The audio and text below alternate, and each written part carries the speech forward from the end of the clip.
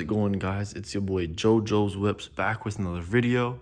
And as you can see, we got the motor and transmission finally out the V5, so we can start, busting this down so we can send it to the machine shop and get, this ball rolling and send the transmission off to get the full JHM rebuild. And excuse the mess, this was literally just done about an hour ago.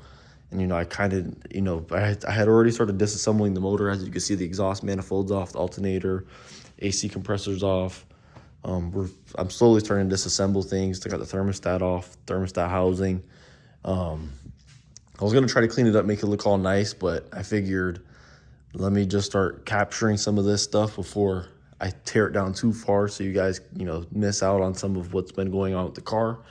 And so yeah, and then we did actually see some head damage. I can't remember where it was, but I'll probably see it here in a second.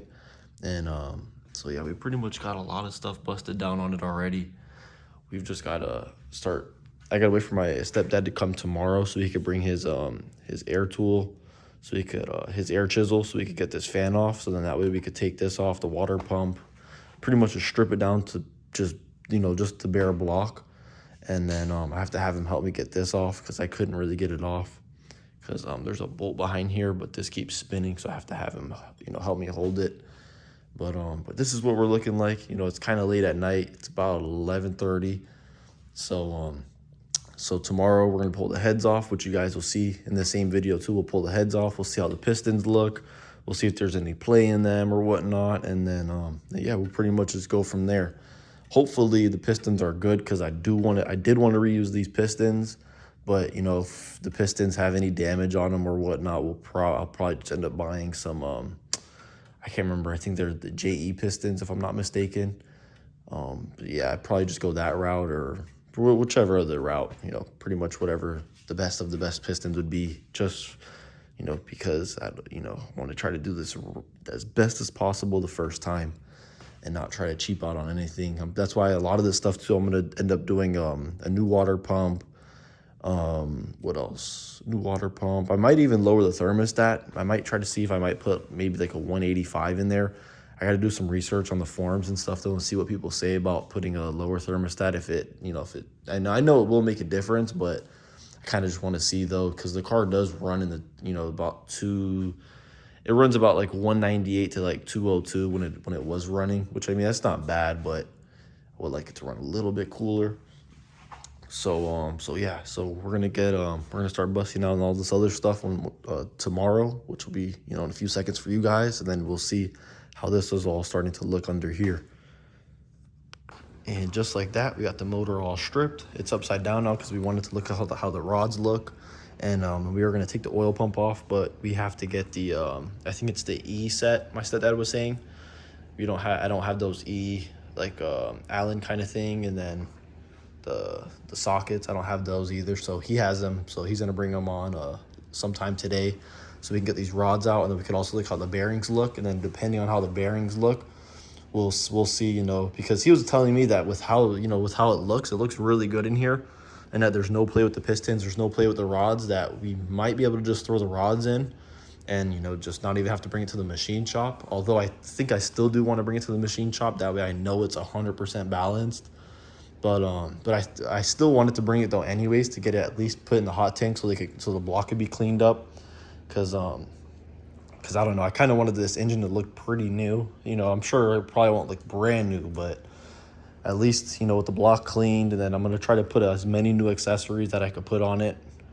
As far as like the alternator, I'm still good on because that's a brand new alternator. It's a 400 amp from Apex Alternators, because before I had this car running, I had big goals with it to do big audio upgrades. I was going to do maybe like 215s and stuff, but I'm over that phase. But it still has a really good alternator. Even at just idling, it makes, I think, like 250 amps at output. And then, obviously at like 1500, then it makes the full 400. So that's a really, that alternator is pumping some amps out. It's actually right here. Got it right here. I had it powder coated red because at the time, that's when the car those rims were red, but I didn't really like the look. It looked weird with a silver car. So, I went back with black. So yeah, so that's good.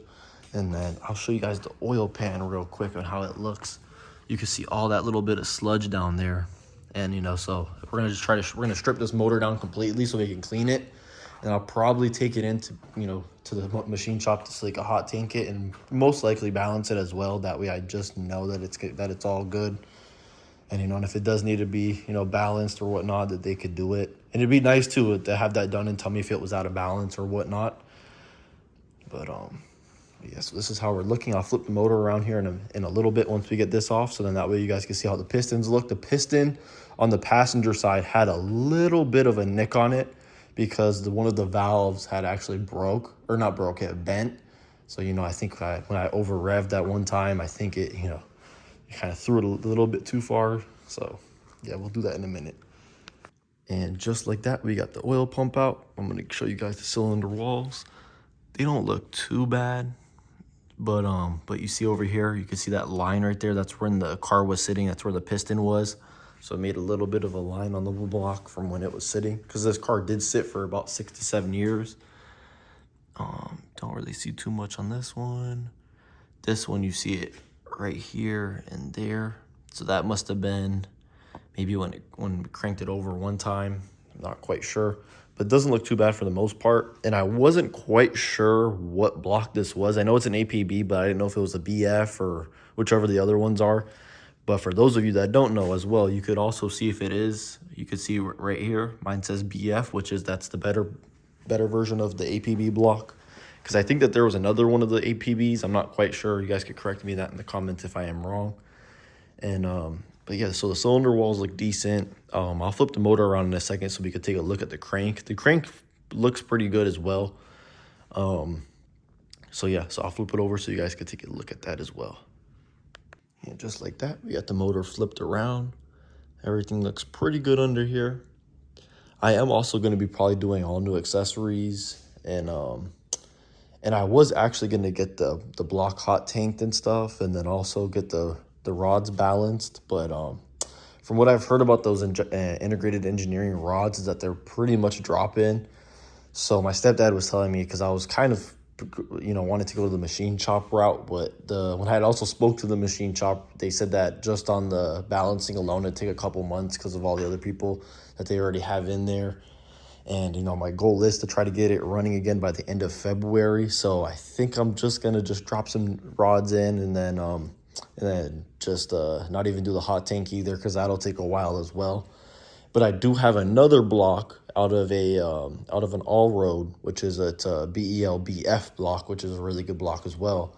And I'm actually just going to put all of my money into that block as far as, you know, I would probably do bigger pistons, girdle it, you know, the whole thing. So my stepdad was like, you know, just put the money in that one, then instead of spending it on this one and then all the downtime it's going to be. And then as well as that, we have to send the transmission to the transmission shop, which, you know, that shouldn't take too long because I already have all the stuff for it, unless something else pops up. But I don't think there will be anything else that pops up. I bought the fully rebuilt kit from JHM with the carbon synchros and whatnot. So the transmission will shift really good. That was one complaint I had, was it just didn't shift very well. You know, sometimes first, second, and then fourth started kind of giving me a problem, but it's been mainly just first and second. And, you know, also learning to drive manual. This is not a very good start to have with, you know, some bad synchros, but it is what it is. We'll get that fixed. And then I will show you guys the rods and pistons right now. All right. And then this is what the rods and pistons are looking like. These ones are this is the passenger side, which these ones all looked pretty good. I believe it was this side that was the good side. Yep, no nicks on this one as well. The piston rings feel good too. This one looks good as well. But then on this side, the driver side, is the side where you can start seeing some nicks on the piston. You can see it up there. This one as well. See some nicks down there. But not too bad. I believe it was this one that had some good little nicks. You can see a nick up there. Nick up there, down there. But yeah, for the most part, they're not too bad. And then the bearings also didn't look bad either, so the rod bearings. So now I'll show you guys the head where the pistons did make contact with the valves. So I'll show you guys that right now. So this is my driver's side head, which for the most part, all the valves look nice and straight, all the exhaust valves. And then this is the passenger side one. And this is the one that you can see some bent valves. I believe this one has a slight bend in it. I don't know if the camera could pick it up very well. This one over on this side has a slight little bend, but this one over here is really bent right down in there. And then I will flip this back over so that we can look at the actual valves. And you could actually see where it's making the contact here. Got some contact here. Pretty much anywhere where you see contact. But yeah, so it's fine anyways because I'm going with the Super Tech valve train. So that way it'll be upgraded for my 2.8 heads, which actually just came in. And it's actually pretty crazy how much different and beefier the 2.8s look than the 2.7s. And then also, as far as, I'll put a video in. I don't know if I've said that earlier in the video, but I'll put in another clip so you guys can see how bad my oil was.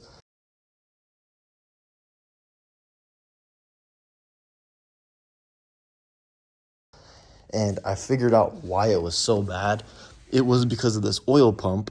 As you guys could see, this bearing that's right here, it's kind of dragging a little bit, and as you guys can see, it's very scored. You know, you could run your finger across it and feel it, and if you run your nail, your finger will pretty much stop.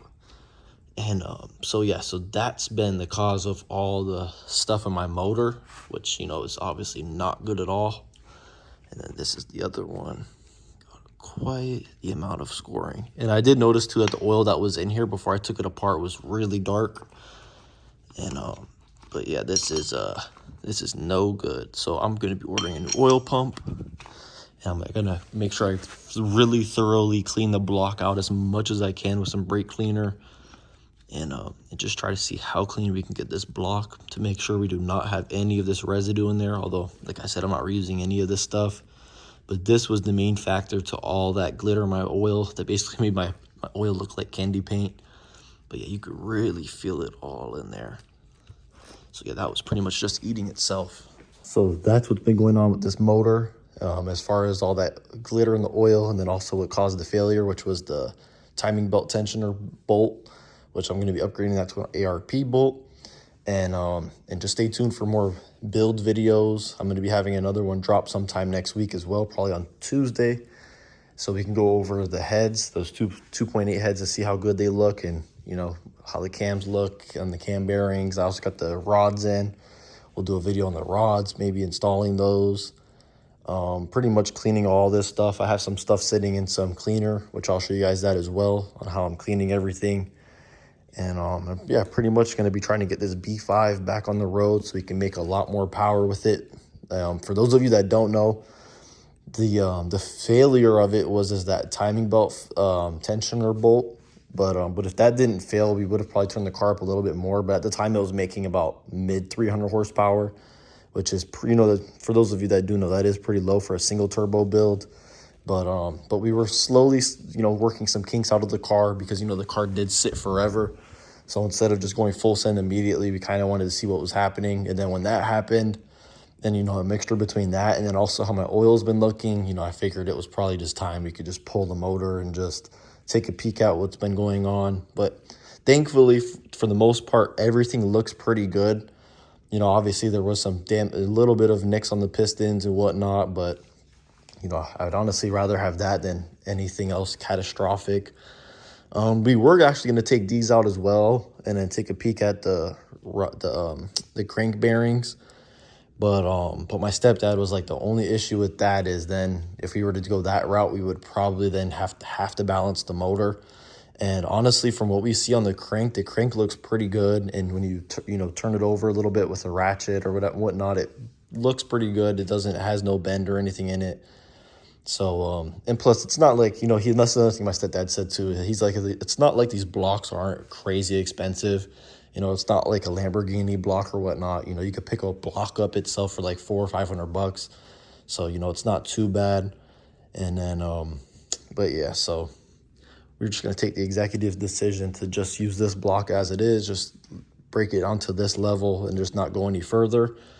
And pretty much just try to get it back on the road as soon as we can. And then that other block that I have is going to be getting the full girdle and everything. And then that'll be the block we really push the car with.